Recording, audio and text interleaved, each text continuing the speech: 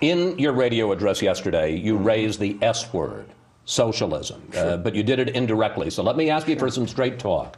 Do you think that Senator Obama is a socialist? Do you think that his plans are socialism? I think his plans are redistribution of the wealth. He said it himself. We need to spread the wealth around. Now, that's one of the tenets of socialism, but it's more the liberal left, which he's always been on. He's always been in the left lane of American politics. That's why he voted 94 times against any tax cuts or for tax increases. That's why he voted for the Democratic resolution, a budget resolution, that would impose taxes on, raise taxes on some individual who makes $42,000 a year. That's why he has the most liberal voting record in the United States Senate. But Senator, when we talk is one of the tenets of socialism redistribution of the wealth? Not just socialism, a lot of other liberal and left-wing philosophies. Redistribution of the wealth? I don't believe in it. I believe in wealth creation by Joe the Plumber. But Senator, you voted for the $700 billion bailout that's being used partially to nationalize American banks. Isn't that socialism? That is reacting to a crisis that's due to greed and excess in Washington. And what this administration is doing wrong and what Paulson is doing wrong is not going out and buying up home mortgages, and giving people new mortgages at the new value of their home so they can stay in their home. They're bailing out the banks. They're bailing out these institutions. But you voted for that. Of course, it was a package that had to be enacted because the economy was about to go into the tank. During the Depression, we had a program to take care where they went out and bought homeowners' mortgages, and then over time they even made money as the values of homes began to increase. If we don't turn, the housing market was the catalyst. The greed and access and Fannie Mae and Freddie, which some of us proposed legislation to rein in. The Democrats were in charge of Congress from 2006 for the last couple of years, and they did not act. And Senator Obama did not act. But the point is that, of course, that's the reason why we have governments, to help those who need help, who can't help themselves, and when time of crisis, to step in and do what's necessary to preserve the lives and futures of innocent people. It wasn't Main Street America that caused this.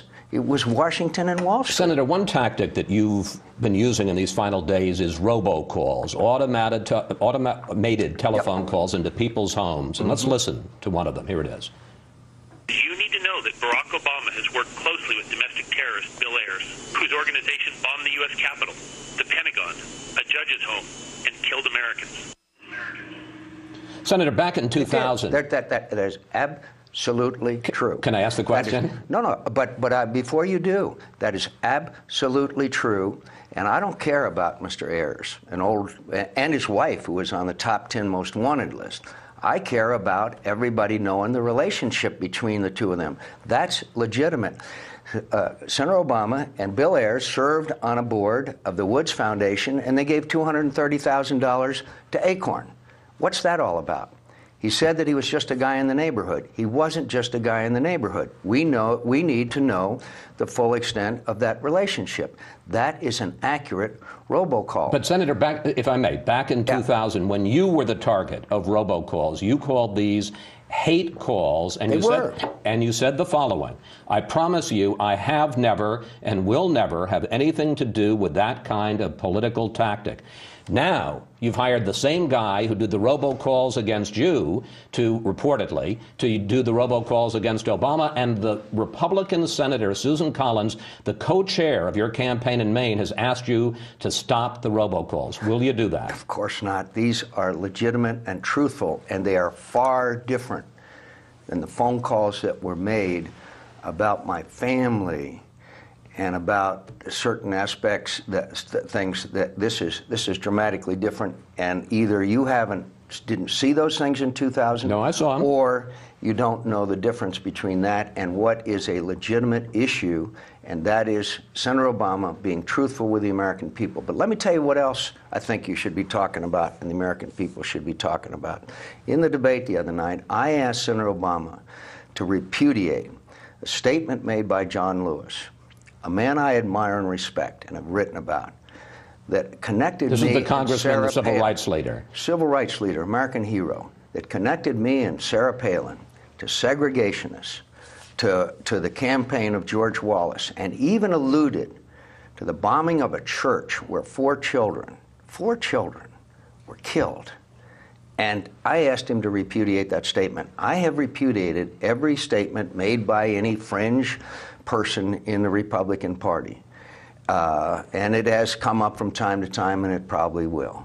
The fact that Senator Obama would not repudiate that statement, I think, is something the American people will make a judgment about. That robocall is accurate, is totally accurate, and there is no comparison between it and the things that were done and said in South Carolina. I want to ask you about William Ayers. Last May, Bill O'Reilly asked you about Ayers and also about Reverend Jeremiah Wright, and here's what you had to say. Let's watch. This campaign is not going to be about, in all due respect, about Reverend Wright or Mr. Ayers. It's going to be about vision. It's going to be about a plan of action for the American people who are hurting right now.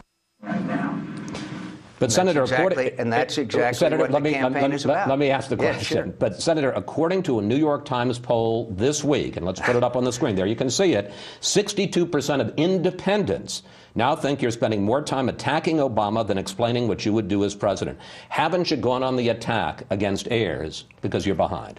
Facts are stubborn things. Senator Obama has spent more money on attack ads against me than any campaign in history. In all due respect to that kind of poll, I know what kind of campaign we're running. I know what we're saying at the rallies. We need to keep Americans in their home. We need to create jobs. We need to keep taxes low. We need to restore this economy. That's what this campaign is all about, and that's why we're going to do well, and that's why we're going to win. Of course, Mr. Ayers is an issue. Of course, there's other. Acorn is an issue. There's a number of issues that are out there. But what Americans want to hear is what we're telling them. And that says we're not going to spread the wealth around. We don't think we need to do that. We're going to create jobs. We're going to have Joe the Plumber create jobs for America, and we're going to show them the way to do it by keeping taxes low and restoring our economy.